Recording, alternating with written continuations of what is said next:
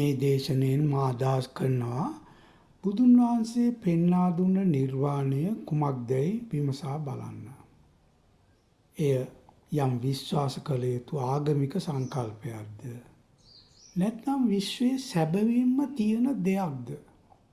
බුදුන් වහන්සේ නිර්වාණය යන වදනින් අදහස් කළේ නිවීම. නිර්වාණය කියන්නේ නිවීම. කුමකින් නිවීමද? දුක්ඛය නැමැති ගින්නෙන් නිවීම. මනුෂ්‍යයාගේ දුක්ඛය පිළිබඳ ගැඹුරු විග්‍රහයක් බුදුදහමේ එනවා. දුක්ඛ දුක්ඛ, විපරිණාම දුක්ඛ, සංඛාර දුක්ඛ ආදී වශයෙන්. දුකට නිදර්ශන ලෙස ප්‍රියයන්ගෙන් වෙන්වීම, අප්‍රියයන් හා එක්වීම, පැතුදේ නොලැබීම, දුම්නස, ජරාවට පත්වීම, ශෝකය ආදිය දක්වලා තියෙනවා. උන්වහන්සේ බුද්ධත්වයට පත්ව කළ තුන්වෙනි දේශනය වන ආදිත්‍ය පරියාය සූත්‍රයේ නිවීම කියන්නේ කුමක්දයි පැහැදිලිව අර්ථ දක්වා තියෙනවා. ඒ සූත්‍රයේ ආරම්භයේදී උන්වහන්සේ පවසනවා සබ්බේ භික්ඛවේ ආදිත්තං, සියල්ලම දැවෙමින් පවතී යනුවෙන්. අපි ජීවත් වෙන්නේ දැවෙන ලෝකයක. සබ්බ යන වචනය පුරාණයේ විශ්වය යන අර්ථයෙන්ද භාවිතා කරලා තියෙනවා. ඒ අනුව ඒ පුළුල් අර්ථය වන්නේ විශ්වය දැවෙමින් පවතී යන්න. කොහොම නමුත් ඒ සබ්බ යන්න දක්වා තියෙන්නේ ෂඩ් ඉන්ද්‍රියන්, ෂඩ් ආයතන ආ සියලු සංස්කාර දැවෙමින් පවතින බවයි. උන්වහන්සේ එහි පවසනවා ඇස දැවෙන්නේය, රූපය දැවෙන්නේය, චක්කු විඥානය දැවෙන්නේය, චක්කු සම්පස්සය එවත් ඇසෙහි සිදුවන රූප ස්පර්ශය දැවෙන්නේය, චක්කු සම්පස්සේ උප්පත්තිය, එහි සුඛය, එහි දුක්ඛය, එහි මධ්‍යස්ථ සංවේදන දැවෙන්නේය. මෙහෙම ඇහැ ගැන කිව්ව ආකාරයෙන්ම කන, නාසය, දිව, කයද දැවෙන්නේ යනුවෙන් දක්වා තියෙනවා.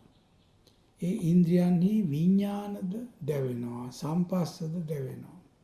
ඒ වගේම රාගය අග්නිය, දෝෂය අග්නිය, මෝහය අග්නිය, ජාති ජරා මරණ, ශෝක පරිදේව, දුක්ඛ දෝමනස, උපායාස මේ සියල්ල අග්නි. මේ යම් විද්‍යාත්මක සත්‍යයක් තිබෙනවාදැයි අපි බලමු. මේ සඳහා අපි පළමුව යොමු වන්නේ තාරුකා විද්‍යාව හෙවත් කොස්මොලොජි දෙසටයි. එහිදී විශ්වය දැවෙමින් පවතිනවා යන්න විද්‍යාත්මකව සත්‍ය බව පෙනෙනවා. මොකද විශ්වය පුරා පැතිරුණු මහා උෂ්ණත්වයක් තියෙනවා. එය විස්මය දනවන බව විද්‍යාඥයෝ පවසනවා. එය තාප ශක්තිය. විශ්වයේ වර්තමාන සාමාන්‍ය උෂ්ණත්වය, විශ්වය පුරා තියෙන සාමාන්‍ය උෂ්ණත්වය සෙල්සියස් -270යි. විශ්වයේ පවතින මේ උෂ්ණත්වය විද්‍යාවේ හඳුන්වන්නේ මයික්‍රෝවේව් බෑග්ග්‍රවුන්ඩ් යනුවෙන්. ඒ අනුව විශ්වයේ පවතින්නේ දැවීමක. ඒ භෞතික දැවීම. ඒ භෞතික දැවීම දුක්ඛයක් නෙවෙයි. දුක්ඛය වන්නේ ඒ මානසික දැවීම. ඒ භෞතික දැවීම හේතු කොටගෙන මනසේ ඇතිවන දැවීම. මොකද මේ භෞතික දැවීමේ මානසික ස්වરૂපයකුත් තියෙනවා. අන්න ඒ දැවීමයි මනසට දුකක් වන්නේ. දැන් මේ කියන විදිහට සෑම සිතවිල්ලක්ම එක්තරා ආකාරයක අග්නියක්. හැම සිතවිල්ලක්ම අග්නියක්. සිතවිල්ලක් කියන්නේ මොළේ ස්නායුවල ඇතිවන අග්නි මාත්‍රයක්. හිස් කබලෙන් වැසුණු අඳුර මොළය පුරා තනින් තන විද්‍යුත් දැල්වීම ඇති වෙනවා. හරියට තොරණක දැල්වෙන නිවෙන විදුලි බුබුලු වගේ.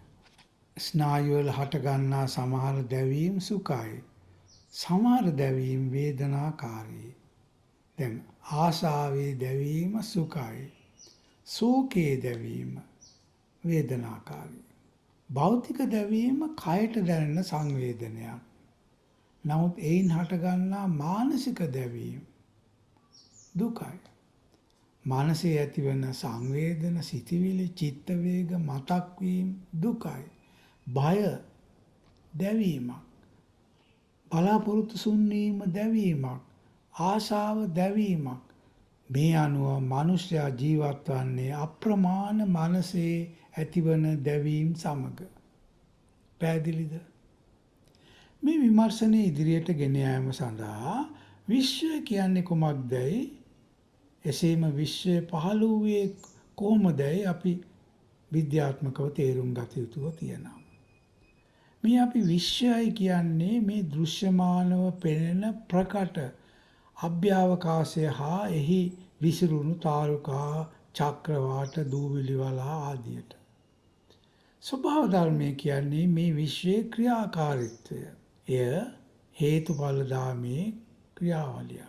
ඊළඟට මේ විශ්වය පහළ වූයේ කොහොමද යන්න අපි හිතලා බලමු. විද්‍යාඥයන් කියන හැටියට මීට වසර බිලියන 13.7කට පෙර තිබූ මූල පරමාණුවක් පිපිරී යාමෙන් පහළ වූ තලයක් මේ විශ්වය. ඒ මූල පරමාණුව පිපිරී යන අවස්ථාවේ අධි උෂ්ණත්වයක් තිබුණා. ඒ මූල පරමාණුව පිපිරී ගිය අතර එයින් ද්‍රව්‍යය, අවකාශය, චලන ශක්තිය හා කාලය පහළ වුණා. දැන් කොටින්ම විශ්වය කියන්නේ අවකාශය, ද්‍රව්‍යය, චලන ශක්තිය හා කාලය. මේ පිපිරීම අදටත් සිදු වෙනවා. ඒ බව අපි දන්නේ අපි අහස දිහා බලන විට දුරේක්ෂය වලින් අපිට පේනවා ඈත තියෙන ග්‍රහලෝක එන්න අපෙන් හැම පැත්තෙම ඈත් වෙමින් පවතින බව. ඒ කියන්නේ පිපිරීමේ ප්‍රසාරණය තාමත් සිදු වෙනවා. මේ පිපිරීමේ ප්‍රසාරණය වැඩි වෙන තරමට, ඒ කියන්නේ අවකාශය ප්‍රසාරණය වෙන තරමට විශ්වයේ උෂ්ණත්වය අනෙක් අතින් සිසිල් වී යනවා. තව බිලියන ගණනකින් විශ්වයේ උෂ්ණත්වය නිවී ගිහිල්ලා, තාරුකා නිවිලා, චක්‍රවාටවල ක්‍රියාකාරීත්වය මන්දගාමී වෙලා විශ්වය නවතිනවා. එවිට ද්‍රව්‍යවල අණු හා පරමාණු බිඳී විසිරී යනවා. එය විශ්වයේ මරණය. මෙය හීට් ඩෙත්, එහෙම නැත්නම් උෂ්ණත්වයේ මරණය යනුවෙන්ද විද්‍යාවේ දැක්වෙනවා. මේන් අපිට පේනවා ඇතිවන හැම දෙයක්ම නැතිව යන්නේ යන සත්‍යය සත්‍යයන්ට වගේම විශ්වයටද පොදු බව. මනුෂ්‍යයා විශ්වයෙන් වෙන් වූවෙක් නෙවෙයි. ඒ කියන්නේ විශ්වය පිළිබඳ අධ්‍යයනය කිරීම එක්තරා විදියකින් මනුෂ්‍යයා පිළිබඳ අධ්‍යයනය කිරීමක්ද වන නිසා. දැන් මෙහිදී ඇති වෙන මৌলিক ප්‍රශ්නේ මේ විශ්වය පහළ වූයේ කොමකින්ද කියලා. දැන් පෙර කී පිළිතුරු අනුව මේ විශ්වය පහළ වෙලා තියෙන්නේ ඊට පෙර තිබූ විශ්වයක නටබුන් වූ උපපරමාණුක අංශු කෙරෙන්. ඒ අංශු තනින් තන විසිරලා තිබිලා දුර්ලභ අවස්ථාවකදී ගෝලයක් වගේ එකට එකතු වුණා. එහි තිබූ අධි උෂ්ණත්වය නිසා ඒ පුපුරා ගිහිල්ලා විශ්වයක් හැදුණා. එතකොට මේ විශ්ව පහළවන්නේ ඊට පෙර තිබූ විශ්වවල නෂ්ටාවශේෂ වලින්. ඒවා පහළ වෙන්නේ ඊටත් පෙර තිබූ විශ්වවල නෂ්ටාවශේෂ වලින්. නමුත් එහෙම කිව්ව තරමින් විශ්වය පහළ වූයේ කෙසේද කියන ප්‍රශ්නයට පිළිතුරු ලැබෙන්නේ නැහැ. ඒ නෂ්ටාවශේෂ තත්වයට පත් වෙන පෙර තිබූ විශ්වයේ දූවිලි වලා, ඒ කියන්නේ පරමාණු අංශු පහළ වුණේ කොහොමද? එයයි ප්‍රශ්නය.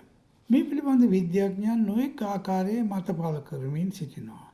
නමුත් ඒ එකකින්වත් මේ සංසිද්ධිය සම්පූර්ණයෙන් විස්තර කරන්න බෑ. මේ අනුව විශ්වයේ මුල හැමදාම අභිලාෂක පවතිනවා. කොච්චර හිතුවත් එයින් එහාටත් ඒ අභිලාෂ පවතිනවා. බුදුන් වහන්සේ මේදී පවසනවා විශ්වයේ මුල මනුෂ්‍ය චින්තනයට විශේෂ වන්නේ නැහැ කියලා. ඒ නිසා අපි කොපමණ විශ්වයේ මුල ගැන සිතුවත් අපට එය අවබෝධ කරගන්න බෑ. දැන් විද්‍යාඥයන්ටද සිදුවී ඇත්තේ ඒ බව පෙනෙනවා. විශ්වයේ පහළ වීමට පෙර එනම් අර උපපරමාණුක අංශු පහළ වෙන්න පෙර පැවතුනේ කෙබඳු තත්ත්වයක්ද? ඒ කියන්නේ උපපරමාණුක අංශු ඇති වුණේ කෙබඳු තත්ත්වයකින්ද? මේ ප්‍රකට නම් දෘශ්‍යමාන විශ්වයේ කිසිම ලක්ෂණයක් ඒ පෙර තිබූ තත්ත්වයේ තිබෙන්න බෑ කියලා අපට අනුමානය කරන්න පුළුවන්. දැන් මේ විශ්වයේනේ අවකාශය හා කාලය තියෙන්නේ. මේ පහළ වුණ ඒ තත්ත්වයේ අවකාශය, කාලය, ද්‍රව්‍ය, චලනය තිබෙන්න බෑ. එය ද්‍රව්‍ය නැති, චලනය නැති මානයක්. ඒ කියන්නේ එය මුළුමනින්ම අභෞතික මානයක්. ඒ නිසා භෞතික දෘෂ්ටි කෝණයෙන් බලලා ඒ විස්තර කරන්න බෑ. එසේනම් මේ පැහැදිලිව විඥාන තලයක් වෙන්නට ඕනේ. මොකද විඥානයේ ද්‍රව්‍ය නැහැ, අවකාශය නැහැ, චලනය නැහැ, කාලය නැහැ. එසේනම් මේ සංස්කාරමය විශ්වය පහළ වෙන්නට පෙර තිබෙන්න ඇත්තේ අසංස්කාර තලයක්. බුදුන් වහන්සේ නිර්වාණය අසංස්කාර තලයක් ලෙස දක්වලා තියෙනවා. නිර්වාණය කියන්නේ කුමක්ද? තවදුරටත් බලමු. මෙකල මේ රටේ නිර්වාණය බොහෝ විට හඳුන්වන්නේ ශූන්‍ය වීමක් ලෙස. එතනින් එයා කියන්නේ නැහැ.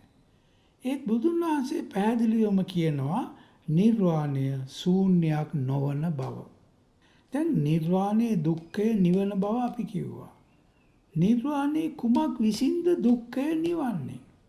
දැන් ගින්න නිවන්න වතුර පාවිච්චි කරනවා. එතකොට මේ නිවීම ඇතිවන්නේ වතුරෙන්. නිවනේ දුක්ඛය නිවන්නේ කුමකින්ද? අන්නේ පදාර්ථය කුමක්ද?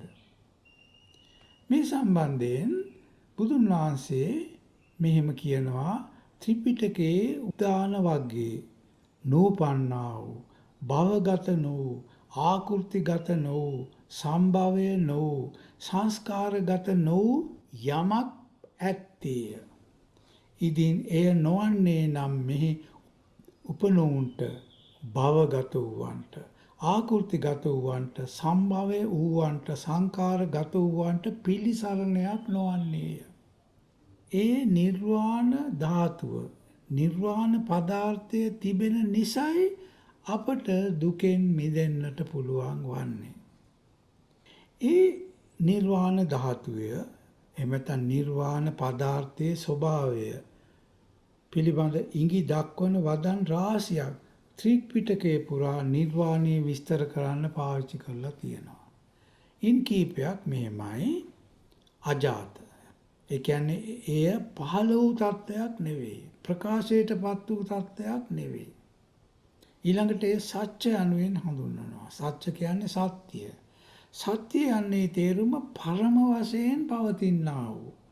ඊළඟට අජර නොදිරන්නා වූ. සුද්ධි. සුද්ධි කියන්නේ පවිත්‍ර. සුද්ධ විඥානය. අනීතික. ඒ කිසිම නීතියක් නැහැ. ඒ කියන්නේ භෞතික නියාම නැහැ. සන්තම් පදං ශාන්ත පදාර්ථය. අප්පමාන. දැන් මේ භෞතික විශ්වය මනින්න පුළුවන්. නමුත් නිර්වාණය මනින්න බෑ. ඒ නිසා ඒට අප්පමාන කියලා කියන්නේ. අකිංච. දැන් මේ භෞතික විශ්වයේ බොහෝ දේවල් තියෙනවා. ග්‍රහයෝ, චක්‍රවාට ආදී නොයෙක් දේවල්. නමුත් මේ විශ්වයේ පහළ වූ ඒ තත්ත්වයේ අකිංච හේවත් කිසිවක් නැති තත්ත්වයක්. දුව විපරිණාම වෙන දෙයක් නෙවෙයි. විපරිණාමයේ වෙන්නේ මේ මැවුන විශ්වය. අමෘත මරණයට විශේෂ නොවන. මරණය ඉක්මවා පවතින දෙයක්. අකාලික එහි කාලය නැහැ. මේන් කියවෙන්නේ මේ විශ්වය පැවතීමට පෙර තිබූ තත්ත්වයක් ගැනයි.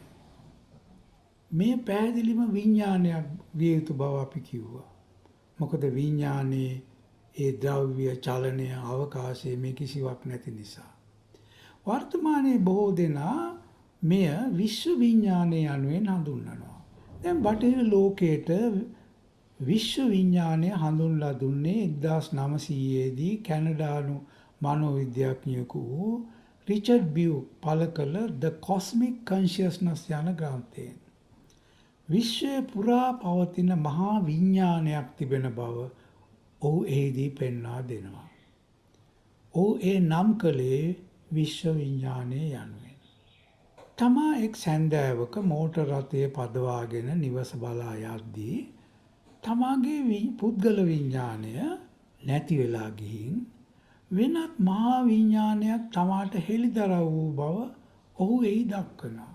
එය මනෝවිකාරයක් නොවන බව වටහාගත් ඔහු කළේ ඒ කුමක්දැයි සෙවීමට ක්‍රියා කිරීම.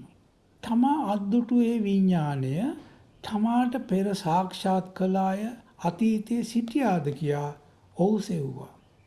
එහිදී ඔහු දුටුවා පැහැදිලිවම බුදුන් වහන්සේට බෝධි වෘක්ෂයේ යටදී හෙළිදරව් වූයේ ඒ විශ්ව විඥානය බව. තවදුරටත් සොයද්දී ඔහුට වැටහුණා යේසුස් වහන්සේද ඒ තත්ත්වයේ දුටුවා අයෙක් බව.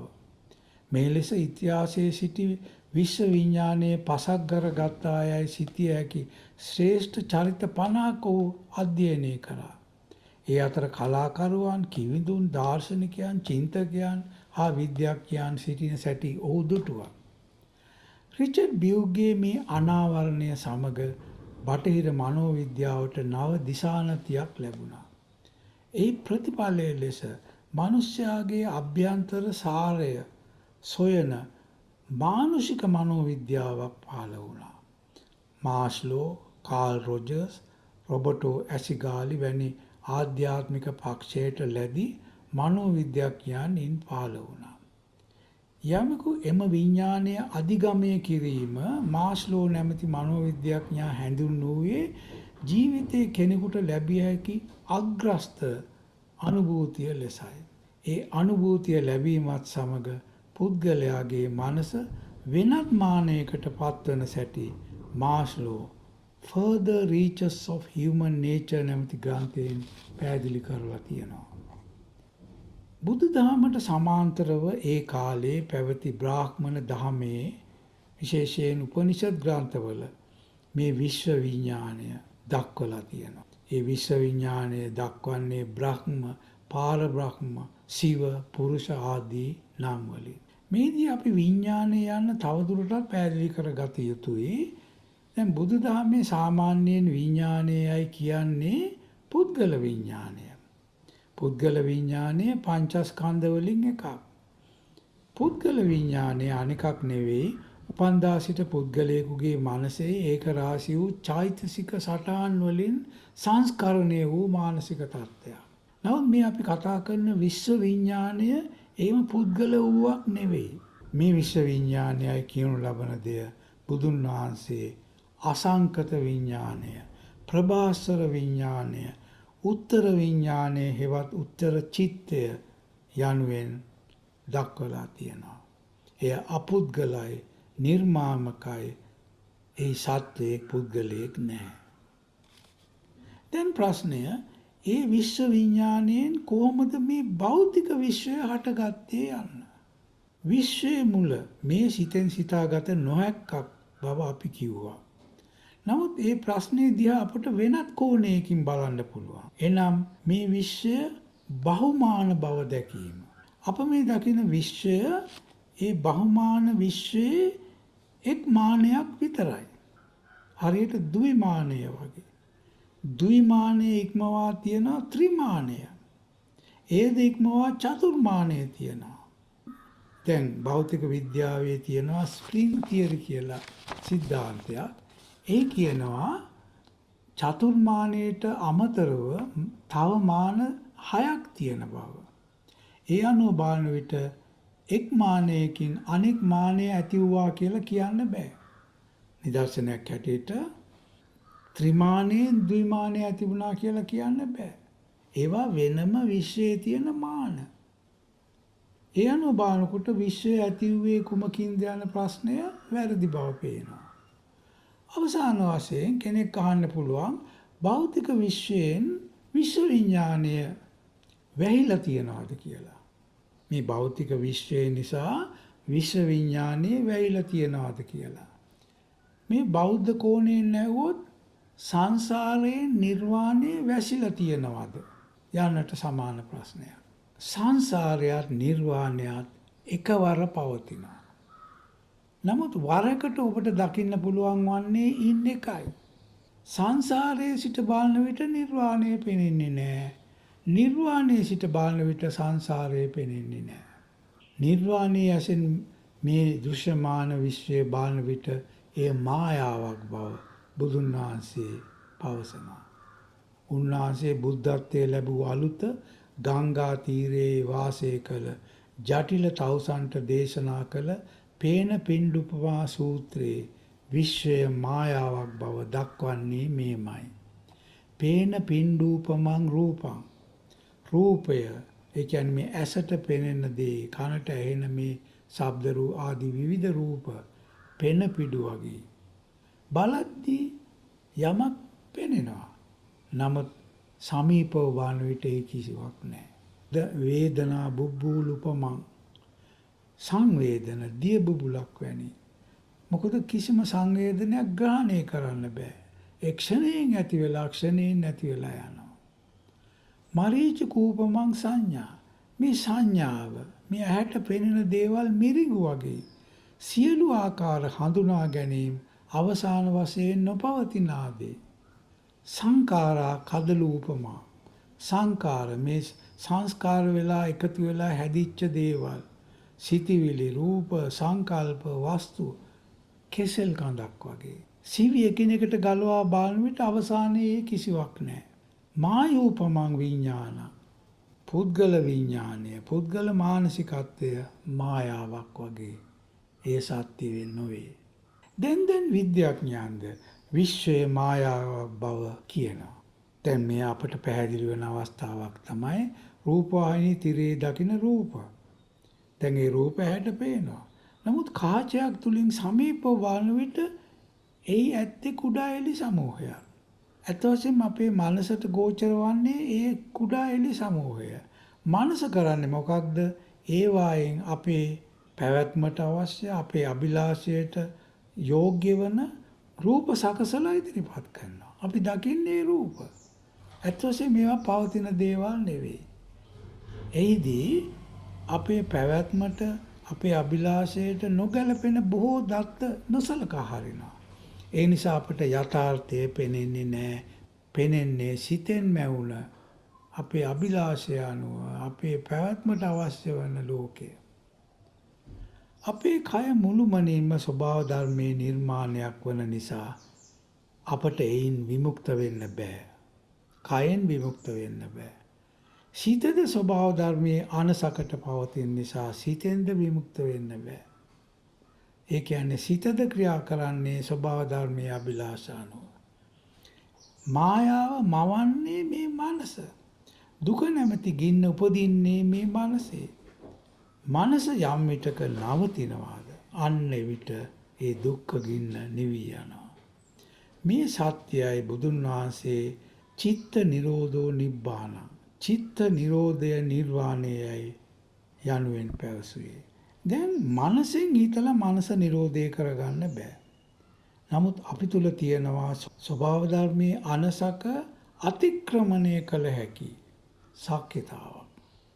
එනම් සීය. සීයේ තවරුණ මානසික දේ පිරිසිදු කරගෙන යන තරමට ඒ නිර්වාණය දැනෙන්න පටන් ගන්නවා. මනස සම්පූර්ණයෙන්ම නැවතුනාම ශේෂ වන්නේ නිර්මල සීය. ඒ කියන්නේ සුද්ධ විඥානය. එයයි නිර්වාණය. එයයි මනුෂ්‍යයාට නිදාස්ව සිටිය හැකි තෝතැන්න.